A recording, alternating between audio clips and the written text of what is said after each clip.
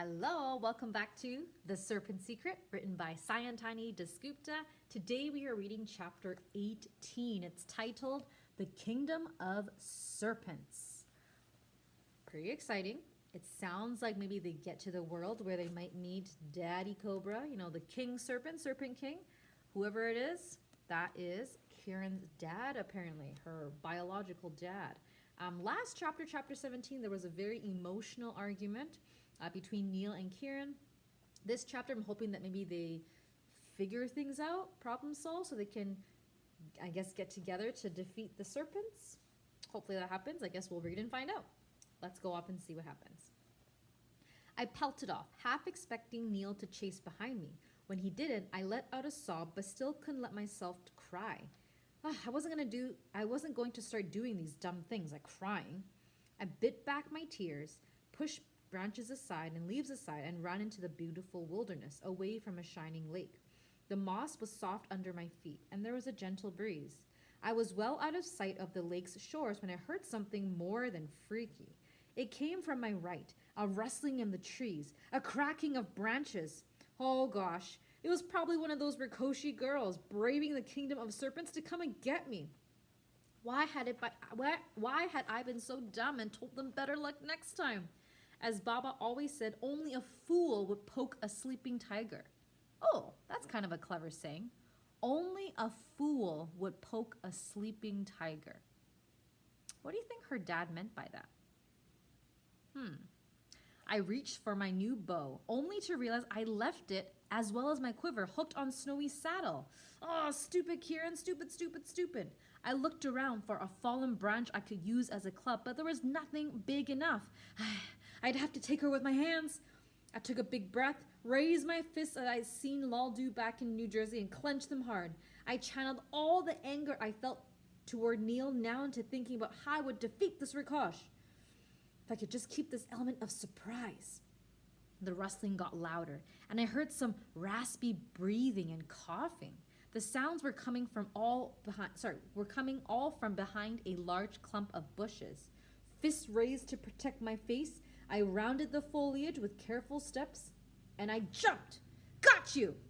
My mind whirling with self-preservation and not much else, I launched myself at the intruder. But somehow, the target was much smaller than I thought it would be, and squishier. And then I realized there was a bunch of yellow feathers in my arms. Wait a minute. This wasn't a demon. Who do you think it is? Why in the world are you strangling Tuntuni? It was Neil who followed me through the woods. I know he's a pain, but aren't you overreacting? The bird was a disaster. Bleary-eyed, missing feathers, and with some leaves stuck in one wing. Oh, I'm so sorry. Are you okay? I'm sorry. I disentangled my arms from around the bird's neck and tried to smooth his feathers. Hi, how did you get here anyway? What do you call a bird who's out of breath? Tuntuni panted.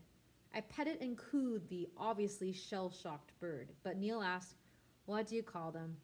You call them a puffin. Shh, no more bad jokes now. Save your breath. I soothed the yellow bird that I'd almost killed. Have you ever tried to keep up with flying horses? The bird wheezed. I've been flying all night. Why are you following us? Neil demanded. Only because the Raja insisted. Neil coughed. Doesn't trust you to finish the job, Princey. You're here to spy on us? I'm here to make sure that you ding-dongs do your job correctly, Tuntuni squawked. But I didn't think I'd have to chase a Pakaraj horse, hide from those boy-crazy Rikoshis, and then get attacked by you, princess. The Raja is going to have to give me a serious pay raise after this. All right, don't get your feathers in a bunch, Neil said. Toonie pointed a yellow wing over my shoulder. Hey, dummies, what's that? Wait, where? Neil and I both turned to where the bird was pointing. I didn't understand what I was looking at. The ground looked like it was moving. That doesn't look right. Without a word, Neil grabbed my hand. Hey, ow! I tried to pull away, but Neil ignored me. Move, he ordered, yanking me back toward the horses.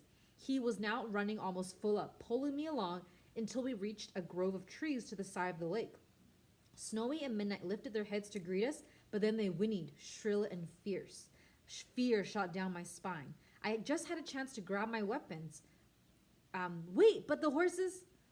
I stumbled after Neil, my legs tripping over themselves. He wasn't letting go of my wrist, and I couldn't seem to get my balance. We finally stopped beside an old tree with lots of knobby branches, and I looked at him, confused. Kieran, hurry, grab that branch. He was really starting to freak me out. What is going on? After I managed to pull myself up on the lowest branch, Neil clambered up against me.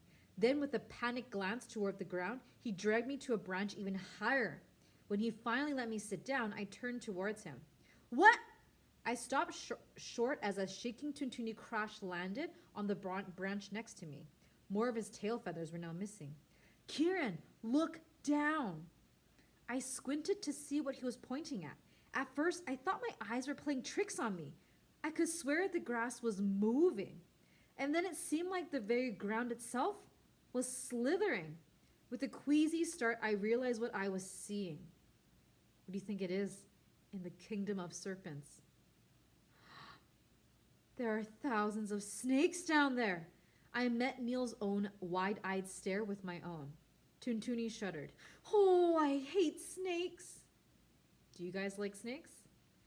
I like watching them, but I don't think I ever want to see a bazillion of them underneath a tree I'm in. From my perch on a tree, I could scan the area all the way around the lake, and what I saw made my skin crawl. From every direction, scores of snakes were slithering their way toward the lake. They occupied every square inch of the land. Cobras, pythons, boa constrictors, rattlesnakes, and a lot of kinds that I have never seen before. Big ones, small ones, fat ones, thin ones. There were so many of them, aggressively crawling over slower ones than themselves. It was like a snake stampede. They're nocturnal, Tuntuni chirped. They hunt at night and go to sleep in the daytime. It's morning, so they're all coming home. The bird was right. The sun had risen even higher in the sky as its rays reached across the entire surface of the lake. The water itself became almost transparent. And then an arched doorway opened on the water itself, and the snakes streamed through that passage. That's the entrance to the kingdom of serpents. We're going to have to go down there to get the python jewel? Neil nodded. We can. We'll get poisoned by all the snakes, Tuntuni protested. Pythons and boas don't have poison. They just squeeze you to death, Neil said, chewing on a fingernail. Does anyone here chew their fingernails when they're nervous? I'm guilty. I do it sometimes. Details, Tuni squawked. All I know is that we're going to die. I tell ya, we're going to die. I tried to calm the bird down by telling him a joke. Hey, Tuni, do you know what kind of bird they call that can open doors? A parakeet, Neil suggested. No, a kiwi, I said. But poor Tuntuni was just blubbering the whole time. We're going to die, we're going to die. Were we going to die? And that's it for chapter 18. I'll see you next time in chapter 19, titled The Python Jewel. See you then.